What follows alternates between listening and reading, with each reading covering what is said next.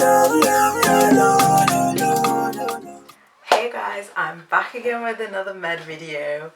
Yeah, I feel like my next video will be more like lifestyle oriented, but for now we're back on med.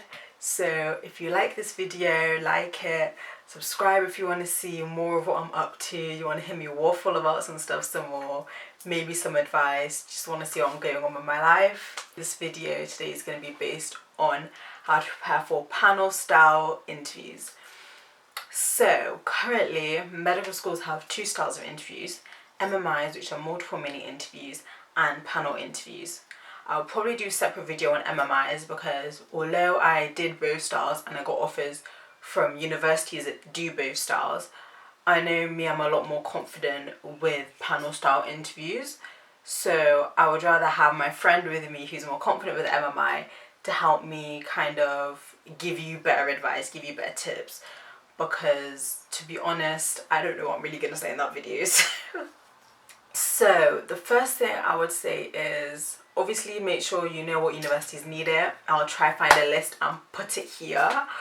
But I feel like the majority of medical schools are moving towards MMI and moving away from the traditional panel style interview. But for me, I had 2 MMI, 2 panels, so it was pretty equal. But yeah, obviously make sure you know what's what before you start preparing. Pretty sure you will. Just has to be said. Obviously this video is not to say that you're going to know exactly what's going to come up, because no one knows. Hopefully it will just help you feel a bit more prepared and a lot more confident when you walk into your interview, which will hopefully bring you out with a better outcome. If you do your interview and you find out what happens, I'd love to hear about it, so leave it in the comments. And yeah, I guess let's get on with the tips. So the first one would be know your personal statement. And I know everyone says this for every course, not just medicine, every interview, know your personal statement, know it. But I feel like a lot of people, when you say to them, know your personal statement, they just read it a few times until they know it word for word. And I feel like that's not really knowing it, because reciting it doesn't mean you understand it properly. Like obviously you wrote it and you know what you meant by it, but for me, knowing all of the background information behind the terms I wrote about really helped me feel confident. If they asked me any questions surrounding my personal statement, I would have some kind of response to it. So what I did for this is I printed out my personal statement again. You're just ruining it. Look at my lips. You're ruining it. I highlighted all of the medical and scientific terms in my personal statement. So at the start here, I spoke a lot about communication and I went into a lot of depth about that. So I didn't think that they would ask me too many questions surrounding that, so I didn't highlight any terms in here. But for the rest of this, I highlighted all of the medical terms and scientific terms I used. Yes, I just outlined.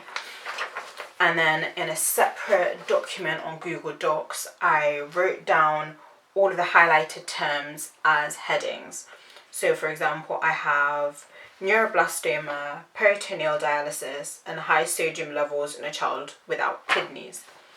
So for me, I had a lot of medical terms in here because my personal statement, I centered it around my work experience and tried to bring in my own attributes and what qualities I have into that. So that meant I had a lot more medical terms than other people might have. So what I did was I put that in Google Docs, and underneath every medical term I explained what it was and I did some reading around that. For example, in high sodium levels in a child without kidneys, I wrote what are the roles of sodium ions in the body, and then how are sodium ions transported around the body. And then I went around that and I wrote about calcium ions and I wrote about proteins. And so I thought that if they took something from my personal statement and adapted it slightly, that could be something they could do and I would have a response to that. So I did that for every medical term in my personal statement. I wrote that in a Google Docs. So I could kind of read that and feel like I understood everything in my personal statement on a deeper kind of level. On this same document, I used it as kind of a interview prep document. So I wrote everything on the same Google Docs, and I added some of my friends so they could kind of see what I was doing and edit it if they wanted to, add their own things if they wanted to. She didn't really do that, but maybe she used it, I don't know. I think adding people to your Google Docs with your interview prep could be helpful, especially if you have a parent or a friend who's kind of got some experience in the medical field, so they can let you know your information's right and kind of help you improve things slightly. But yeah, then I wrote on all of the common questions. For example, why med, why this uni, and why not nurse, why not scientist. And I think what you should do for that is not write down the answers word for word, but get family or friends to ask you the questions. And whenever they ask you that question, try alter your answers slightly. So that means that when you get asked it in the interview, you have an idea of what you're going to say without sounding over rehearsed. Because if 5 people ask you the same question and you answer the same exact thing 5 times over, by the time you get asked it in the real thing, you could sound like you've just learnt it like from a website. They don't know where you've got that from. So if you try and alter your answer slightly and try and pull on different things, for example, why do you want to do medicine? One time you talk about your emphasis on caring for people. One time you talk about your emphasis on your love of science or something like that. Obviously try and pull in both sides, but if you alter it slightly every time you're asked, then you're more likely to think of more reasons on the spot why you want to do medicine. You're building on as many aspects of the question as you can. So once you've written down the common questions and your personal statement related questions, write out a few NHS and ethics centered questions, because that's also a possibility. I know the Medic portal have a question bank for MMI and panel style questions. I use the question banks for preparing for both of them just because I thought they're not going to only pull on one style of question.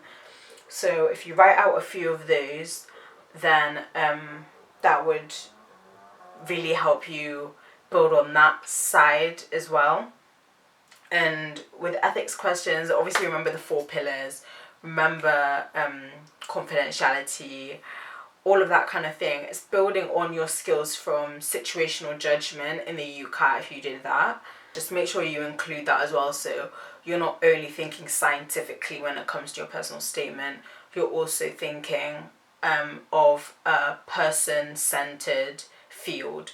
Another thing I did was, if you spoke about different articles or things during your personal statement, print them out, because it's very easy to read about an article and read the article while you're writing your personal statement in summer, September, October, and then by the time your interview comes in January, you've not read it since. You've only read your personal statement about it.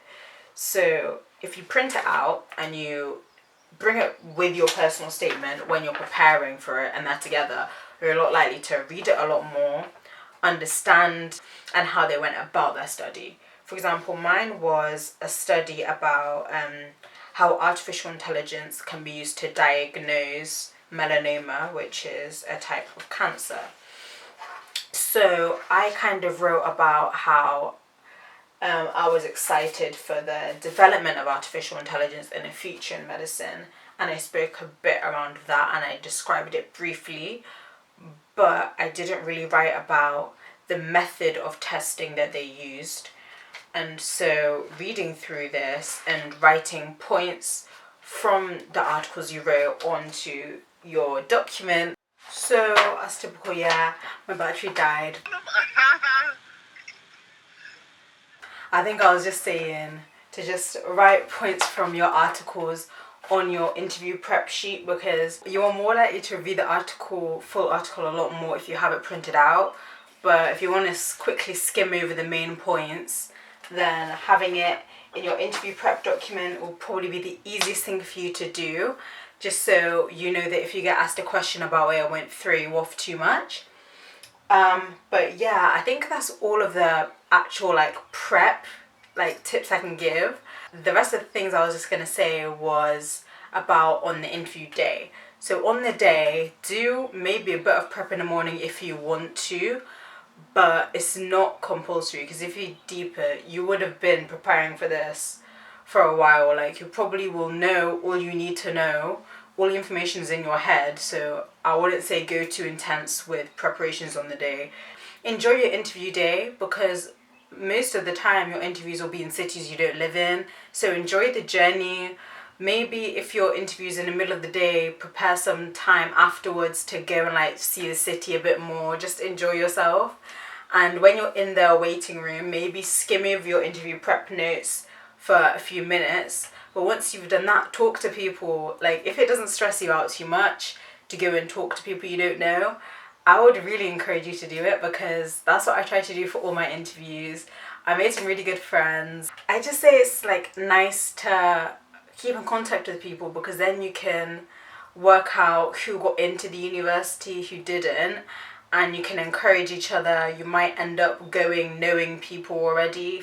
It's just nice to connect with people who want to go on the same kind of journey as you. I found it kind of helped me calm down just for the interview, because the interviewers are gonna be strangers as well. So if you're already kind of talking to strangers and you're like being friendly and to know each other, then that kind of puts you in a mindset. When you get into the interview, kind of just common practice, like shake their hands, smile, be friendly, introduce yourself, even though they already know your name, introduce yourself, everything like that. And remember, throughout the interview, they're not trying to make you fail. Interviews are hard, but the interview's goal is not for you to fail. They want to see you succeed. They want to give you a chance to shine, I guess, to like show them your passion for medicine or whatever subject you're doing. So I think that's all I have to say, mostly because I lost my train of thought a lot because I had to let my battery charge. So I don't really know what else I was gonna say. I think I covered the main points, so let's go with that. But yeah, thanks for watching. Let me know if you have any interviews going on, how that goes. I will come back with another video next week. But yeah, see you guys in my next video.